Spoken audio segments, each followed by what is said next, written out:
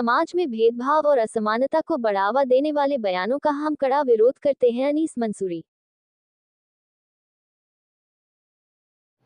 चलिए सर, पूछिए भैया।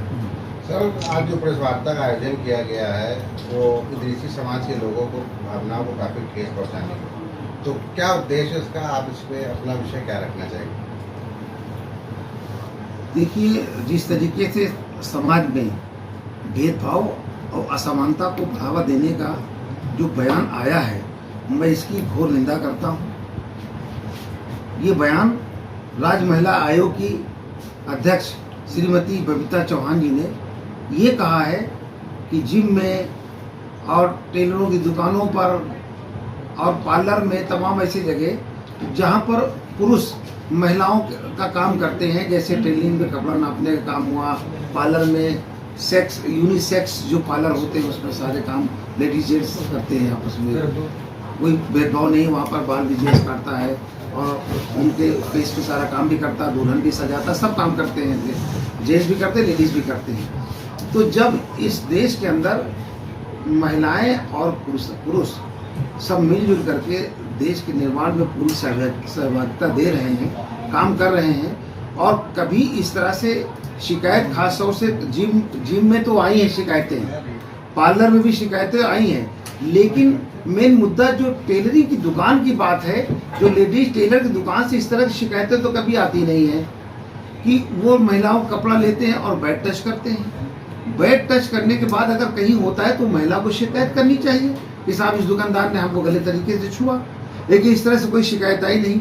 और वो लोग तो छूते मेजरमेंट लेते हैं तो बस संभाल करके बचा करके, और जो मेजरमेंट लेते हैं वो पूरी तरह से वो टेलर से सेटिस्फाई हैं, वो शिकायत नहीं करते। तो आपको बैठे बैठाए क्या सूझा कि वहाँ पर लेडीज टेलर भी रखा जाए और मेजरमेंट वो करे, और मेजरमेंट जो करता है वो मेन मास्टर होता है, वो दुकान का मेन मास्टर होता है।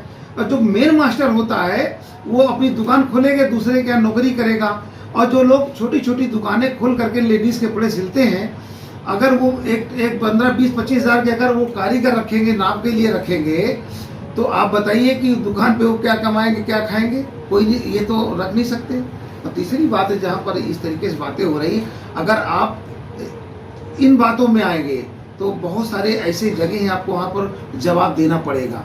जैसे अस्पतालों के अंदर जो प्रसूता का ऑपरेशन होता है, उनमें भी तमाम गंभीर समस्याएं जब आती हैं तो जेंट्स डॉक्टर अपनी भूमिका निभाते हैं। जहाँ पर वहाँ उस ऑपरेशन के दरमियान वहाँ पर बढ़ाना होते हैं, मरीज बढ़ाना होता है, वहाँ पर भी ऐसी समस्याएं हैं।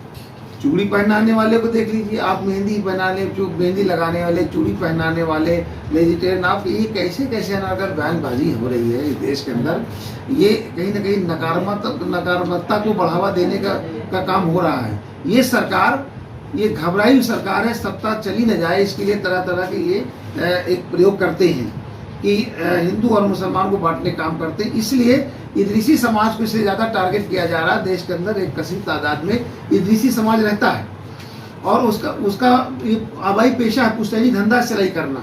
और एक ज़माने से लेडीज़ का जेंट्स नाप लेकर के कपड़ा सिलता रहा, कभी कोई शिकायत नहीं, भाईचारा आपस बना रहा। और जेंट्स टेलर के नाप से लेडीज़ टेलर ज़्यादा, लेडीज़ कपड़ा सिलाने वाली ज़्यादा कंफर्टेबल होती हैं। तो अगर इस तरह बयानबाजी हो रही है तो कहीं ना कहीं इदरीसी समाज को पामाल, बेरोजगार करने की एक साजिश हो रही है। इससे पहले इन्होंने फल और ठेला लगाने वाले हमारे रानी समाज के लोगों का, जो इससे कारोबार से जुड़े थे, हमारे पसमानदा तबके के लोग, उनको पामाल करने का काम किया, बेरोजगार करने का काम किया।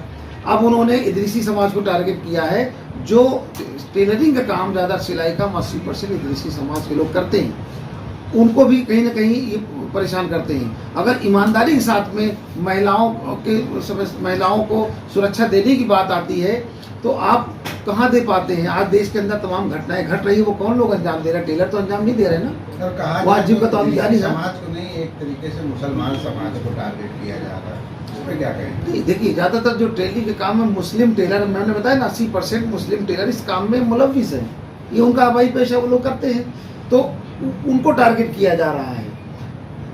जबकि बैड टच की तमाम घटनाएं सुनने में आती है। अस्पतालों में हमेशा ये लगा कि नाइट ड्यूटी में डॉक्टर ने नर्स से छेड़छाड़ किया, वार्ड बॉय ने डॉक्टर से छेड़छाड़ किया, नर्स से छेड़छाड़ किया। और थानों में अक्सर शिकायत आती है कि वहाँ पर लेडीज पुलिस होती है, उनके साथ इंस्पेक्टर या सिपाही छेड़छाड़ करते हैं, जो आए दिन पेपरों में छपते रहते हैं। सरकार को उन मुद्दों पर गंभीर होना चाहिए था, जहाँ पर ज़्यादा प्रॉब्लम थी, जहाँ शिकायतें थी और पेपर में निकल रहा था, घटनाएं घट रही थी और वहाँ पर लोग कंप्लेंट करने जाते थे।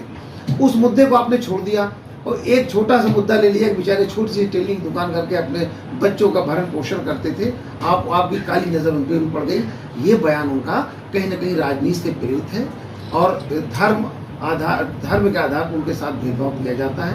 मैं बबीता चौहान जी के इस बयान की घोर निंदा करता हूं और सरकार से मांग करता हूं कि तत्काल प्रभाव से आप आदेश वापस लें और इस देश के अंदर पुरुष और महिलाओं को समान रूप से साथ मिलजुल करके काम करने और देश के निर्माण में सहभागिता के लिए प्रेरणा दी।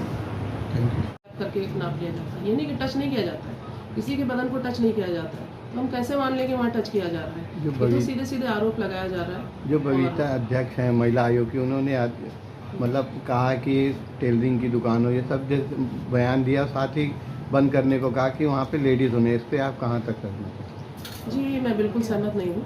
अगर कोई महिला, मुझे भी बहुत सब कुछ आता है, लेकिन हम क्या वहाँ किसी टेलर के वहाँ दुकान पे जाके हम नाप नहीं लेंगे, कोई मेजरमेंट नहीं करेगा। जिसको आता है वो अपने आप खुद खोल के बैठेगा, चलाएगा, अपना बुटीक चलाएगा, वो भी जेंट्स को रखेगा। क्योंकि जो जेंट्स हैं वो सिलाई अच्छी करते हैं, नाप भी अच्छी लेते हैं, तो सेटिस्फाई कोई भी लेडीज़ तभी सेटिस्फाई होती जब उसका जो है जेंट्स बताता है कि हाँ इसका नाप लिया गया। हम भी जाते हैं सिलवाने, हम भी नाप लेते हैं, तो हम नहीं, आप लीजिए। आपके जो है जो जेंट्स हैं वो बढ़िया कटिंग करते हैं और फिटिंग भी अच्छी आती है। कोई लेडीज़ से ना कपड़ा सिलाना चाहता है और ना उसे नाप देना चाहता है, तो मैं इससे सहमत नहीं हूँ। और सरकार से क्या कहना चाहेंगे? मैं बिल्कुल ये मैं चाहूँगी कि ये अपना आरोप जो है वापस लें, और ये गलत है। ये तो सिर्फ इदरीसी समाज के ऊपर उनके कैरेक्टर पर उंगली उठाना हो गया।